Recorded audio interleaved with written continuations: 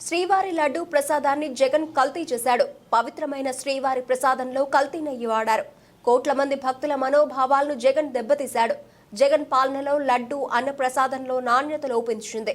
మేము అధికారంలోకి రాగానే తిరుమలలో ప్రక్షాళన మొదలుపెట్టాం. వైసీపీ హయాంలో శ్రీవారి ప్రసాదం బాగుందని ఒక్కరైనా చెప్పారా? శ్రీవారి విషయంలో క్షమించరాని నేరం చేశారు. వారిని వదిలిపెట్టం. 350 రూపాయలు కిలో నెయ్యి వస్తూ ఉంటే అనుమానం రాలేదా? కూటమి ప్రభుత్వం రాగానే టీటీడీ ఈవోగా శ్యామలరావును నియమించాం. శ్రీవారి ప్రసాదం అప్పుడెలా ఉంది, ఇప్పుడెలా ఉంది అని ప్రశ్నించిన సీఎం చంద్రబాబు నాయుడు. అలాంటి పవిత్రత తిరుమల తిరుపతి దేవస్థానంలో పవిత్ర దెబ్బతీసే పరిస్థితికి వచ్చారు. కడాన మీరు ఒకసారి చూస్తే లడ్డు ప్రసాదం నాసి రకం నెయ్యి వాడారు. మీరు వాడతారా అని మిమ్మల్ని అడుగుతున్నా. దేవునికి పెట్టినప్పుడు ఆవు నెయ్యి వాడతారా లేదా అని మిమ్మల్ని అడుగుతున్నా. అలాంటిది 320 రూపాయలకు నెయ్యి వస్తుందని నాసి రకం వెజిటబుల్ ఫ్యాట్ అని ఎనిమల్ ఫ్యాట్ అని అలాంటివన్నీ దాన్ని కల్తీ నెయ్యి తీసుకొచ్చి దేవుడికి నైవేద్యం పెట్టే పరిస్థితికి వచ్చారు. ఇప్పుడు మాట్లాడుతున్నారు నేను తప్పు చేయలేదు, టెండర్ పిలిచాను.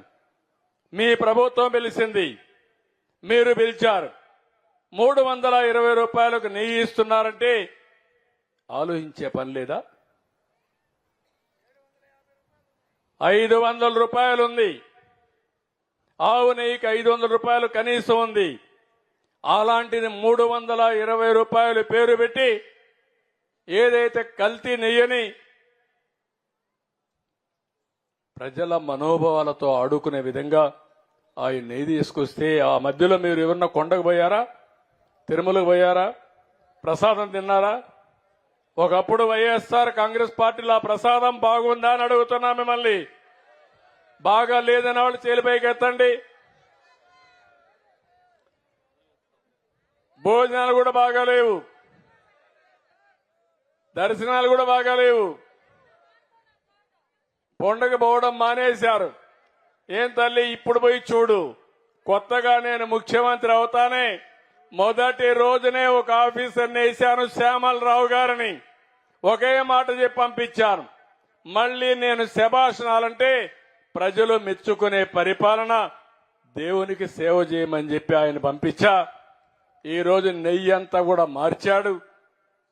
ఏదైతే కర్ణాటక ఫెడరేషన్ నందిని ఉందో ఆ నందిని నెయ్యి కొన్నాడు. ఇప్పుడు ప్రసాదం తిన్నారా అని మిమ్మల్ని అడుగుతున్నా. తిన్నారా ప్రసాదం? అప్పటికిప్పుడు బాగుందా లేదా అని అడుగుతున్నా మిమ్మల్ని. బాగుందంటే చేలిపైకెత్తండి. ఇది సైకో, నువ్వు చెప్పే మాటలకు వ్యత్యాసం. ప్రజలు అడుగుతున్నారు ఇప్పుడు మా మనోభావాలు దెబ్బతీశారని.